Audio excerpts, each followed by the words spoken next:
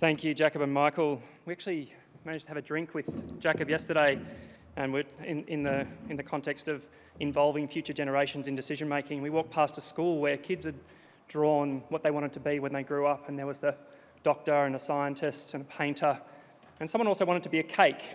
So we just need to make sure that we're really listening about what those future generations are looking for. My name's Sam Kernahan. I'm the Director of the Resilience Program at the Committee for Sydney. The Resilience Program was created in 2021 to elevate the Committee's research, convening and advocacy on climate risk and the energy transition. So since 2021, we've created coalitions of practitioners and policymakers to try and enable pathways across three key areas: accelerating Sydney's journey to zero carbon and the role for households, businesses and energy networks in enabling that transition; combating the rising costs from natural disasters, specifically flooding and extreme heat; and the climate adaptation priorities we need to embed across governments, infrastructure providers, industry and communities; and valuing and enhancing the role of nature, biodiversity, green and blue infrastructure in improving mental and physical health, absorbing rainfall and cooling at-risk communities. Three critical issues for creating a more resilient Sydney today and tomorrow. In 2021, we also initiated 2 reports to help ground the Committee's work for the year ahead: the State of the City Report, a year in review and data deep dive, and the Life in Sydney survey, spotlighting community sentiment to set the scene for the big issues facing Sydney. The State of the City Report has been led by Janice Lee for the past 3 years, and today Janice, a partner at Scyne Advisory, will present Sydney's story according to the data. After the first panel discussion, Matt Levinson from the Committee for Sydney and Adira Weir-Yatmojo from Ipsos will share how Sydney feels about where we are today and where we're heading. Please join me in welcoming Janice to the stage.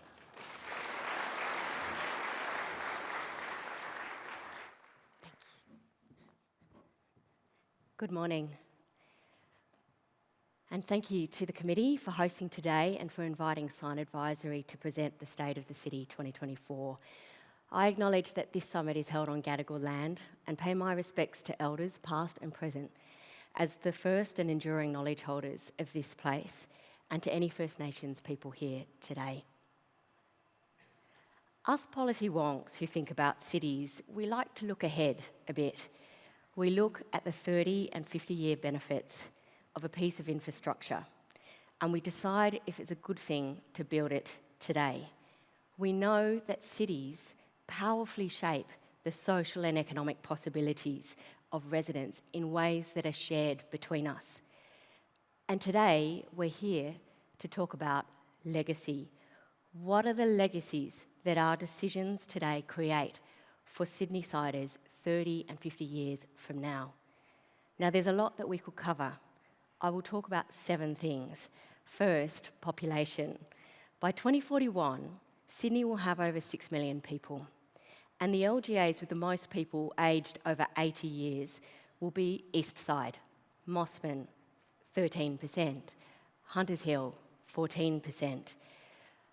At the other end of the spectrum, the working-aged population in Western Sydney will grow 3 times faster than elsewhere in the city. And by 2041, it will be 2 million people. So if you look at places like Camden, that ratio is 5%. According to New South Wales projections, Western Sydney will be the size of 2 Adelaides today. For those of you who know Adelaide, imagine the scale of social and cultural infrastructure that fits in 2 Adelaides. For example, it's over 530 live music venues. Second, health. So ageing comes with higher health needs, we know that. But if you adjust for age differences, then rates of chronic disease in Western Sydney are 3 times those in the east. Now, there are a couple of reasons that we can dig into, but this is one. If you plot age-adjusted chronic disease rates against car dependency for getting to work, and we know that that metric is geographically skewed, you see a strong correlation to rates of diabetes and a moderate correlation to rates of heart disease. There is also a wider gap today than 10 years ago between the most advantaged and the least disadvantaged and their rates of chronic disease. So why is geography still destiny in Sydney, and can we break this? Two indicators suggest there is economic catch-up underway. First, in 2021, Blacktown surpassed the national average for the percentage of people with a bachelor's degree. The southwest and outer west of Sydney recorded double the increase to their peers in the north and the east of the city. In the past 15 years, certain industries have been in decline in Western Sydney, like manufacturing, but higher value industries like healthcare, professional services, information media, they doubled output to around $17 billion in 2021. Housing. We worried last year that this year we wouldn't be able to meet shortfalls in supply. To house population growth, we need 30,000 around about new homes every year to 2041. But the data shows that housing completions haven't kept up with population growth for some years that predate COVID. It goes way back.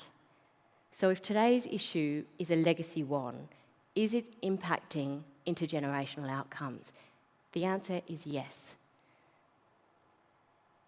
Home ownership in equivalent age brackets in Sydney is dropping by around 4% every decade.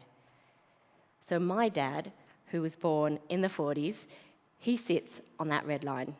His generation reached quickly through their late 20s, and by their 30s, 2/3 owned their home, and then by their 50s, 80% owned their home. My generation sits on that blue line and the yellow line. So born in the late 70s, early 80s, we also strived in our late 20s, and we got to around half ownership, home ownership. Now, if you follow that trend line down all the way to today, then around half, less than half, of the children born in Sydney today will own their home. My parents remind me that they paid 17% interest rates, and my dad watched with alarm for a couple of decades while I ate smashed avocado for breakfast. But in Sydney, in the time it took for median incomes to double, median house prices tripled. By 2023, mortgage repayments on a median house price were around 2/3 of a median salary, which is 2 times the definition of housing stress. A 20% deposit represented 3.5 times annual income, when 30 years ago it was 1.5 times annual income. So here's the legacy truth of Sydney. The older you are, the earlier you bought, the better you have it. And that is not a legacy we want to continue. If you look at the dual impact of housing costs and transport costs against incomes, you also find that the people under greatest strain are in the west and the southwest of Sydney. So, under this index, in Fairfield, mortgage or rent repayments combined with transport payments and commute costs represent around about 72% of individual income. By contrast, the costs in North Sydney are around 33%. So those living further from the CBD are paying more for their home relative to their income, and more also for transport. Fourth, safety. So, the majority of violent crimes over the last 20 years headed downward steadily. Assault down 45%, robbery down 93%, arson down 86%, homicide down 84%. But 4 categories defied this trend, and all 4 identify as having majority women victims: intimidation, stalking, and harassment. domestic violence-related assault, and sexual offences. So there are lots of factors we can talk about here, but probably one conclusion, which is it's never been safer to be in Sydney unless you're a woman. And that has changed in a generation. Fifth, climate resilience. So last year, the world had its hottest year on record, and unfortunately, Sydney is ahead of this issue. Sydney had its 14th hottest year since I was born. But future Sydney is on a bigger trend, and it will swelter, especially in Western Sydney. So today we're about a degree hotter than we were 40 years ago. But by 2080, Sydney will be 1.4 degrees hotter again, and places like Penrith will be 1.6 degrees hotter. So under the IPCC's moderate scenario, we can expect to have more heat waves that last longer. And in Western Sydney, the number of days over 35 degrees will go from about 9.5 days in 2020 to 25. Scyne and the committee are working up a more detailed piece on this. We think it has huge implications for the planning of Sydney, and so we'll have more to say in the next few weeks. But here's one metric of adaptation that's really important. Try again. Yep. So Sydney, if you look at the blue line, Sydney is decarbonising at a rate of about 3.2% a year. And economic output, which is the red line, is growing undeterred. This is probably the breakup of the century. Obviously, there is much more that we need to do as a city, as households, etc. But this is good news. And Sydney is second amongst capital cities and doing better than some of our comparator countries like New Zealand and Germany. Culture. In 2023, Sydney kept smashing records. Attendance was epic. So World Pride, 1 million people. Vivid, 3.5 million people. Ramadan nights, 1.4 million people. FIFA Women's World Cup, we held 11 matches in Sydney, and there was record attendance at Stadium Australia and the SFS. Sydney Festival boosted attendance by almost 50%. That cultural cachet comes with a whole bunch of economic dividends, tourism, visitor expenditure, etc. But there are other legacies too. A World Pride survey identified 92% of LGBTQIA+ people said that they felt safe and welcome. On the other side of the city, Ramadan nights marked each night a sacred ritual of breaking fast with a global celebration of culture. So Sydney's cultural calendar is amongst the best in the world. But what does it say about our city? It says that diversity is one of our finest intergenerational assets. Innovation. So the evidence shows that no city wants innovators to be lonely. Scale matters. When innovators gather in a place, people, workers, learn faster, they're better suited to their work. The businesses they work for, they deepen their specialisation and they build better products and more interesting technologies. Sectors, they learn by happenstance from each other. And those scale benefits and spillovers are the holy grail of future productivity. So look at the map of Sydney and you'll see in the last few years a shift.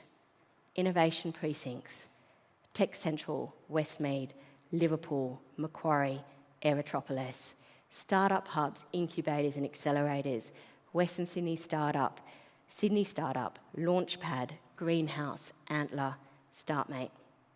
And startup programs, South by Southwest, Quantum, Smart City Expo, amongst others. On our count, around 75% of innovation hubs, programs and businesses investing in emerging technologies have a location in Sydney, and it is across the city. So to close, I want us to consider today through the same frame of legacy. So imagine a historic moment when 500 government and industry leaders gathered after years of catastrophe, drought, bushfire, floods, and a pandemic. They set their common purpose around the outcomes that future communities deserved: health equity, housing equity, climate resilience, safe and vibrant communities, and a spirit of enterprise. And they agreed to give those future generations a voice in decisions. Welcome to the Sydney Summit 2024. What an event to be part of. Thank you for having me.